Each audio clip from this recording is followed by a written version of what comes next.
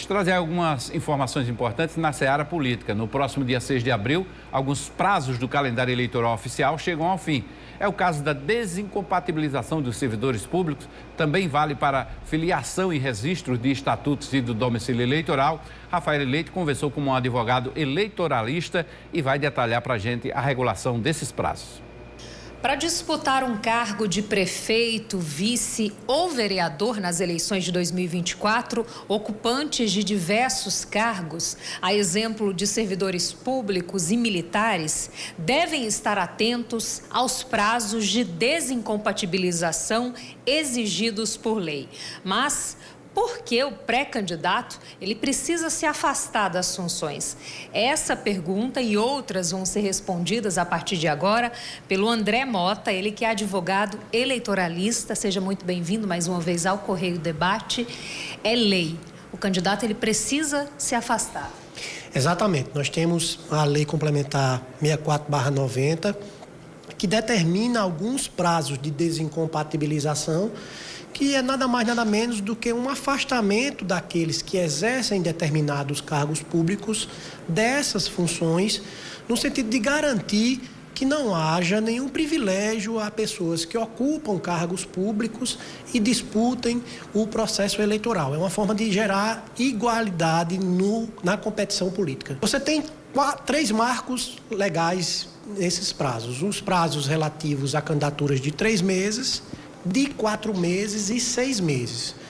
Esses prazos dependem do cargo que você exerce e também do cargo que você almeja disputar, seja ele de prefeito, vice-prefeito ou vereador.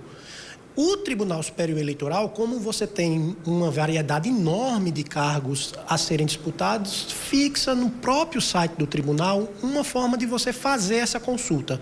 Mas são esses 3 marcos: 3 meses, 4 meses e 6 meses. A gente muda agora um pouco de assunto para falar sobre domicílio eleitoral. Um dos requisitos para a candidatura é que você tenha domicílio eleitoral no local ao qual você pretende disputar numa eleição de prefeito, você ter domicílio no município. E aí o Tribunal Superior Eleitoral regulamenta que aquele que quer mudar de domicílio eleitoral, é a chamada transferência eleitoral, submeta esse pedido à zona eleitoral do município, passa por uns requisitos da própria zona eleitoral, avaliar se a pessoa preenche os requisitos do domicílio, por exemplo, se tem algum vínculo com o município nos 3 meses que antecedem esse pedido de alistamento, e uma vez sendo deferido esse alistamento, a pessoa estará apta com um domicílio eleitoral naquele município para disputar o cargo de vereador ou prefeito. Nós temos na nossa Constituição, assim como o domicílio eleitoral, uma condição de elegibilidade que é a filiação ao partido político. Os partidos políticos, elas organizam a disputa política, elas organizam o processo eleitoral e têm um papel central na nossa democracia. No caso, quem pretende disputar um mandato eletivo nas eleições agora de 7 de outubro precisa estar filiado a um partido político até o dia 6 de abril, que dá um lapso de 6 meses antecedente a esse processo. Para quem tem cargo público, que já exerce o mandato, por exemplo, de vereador, a legislação criou a chamada janela partidária, em que ele pode, nesse período de 7 de março a 5 de abril, mudar de partido político para poder disputar um mandato por outra agremiação. Mas todo aquele que vai disputar um mandato em 6 de outubro precisa estar com o domicílio eleitoral e a filiação partidária regular até o dia 5 de abril.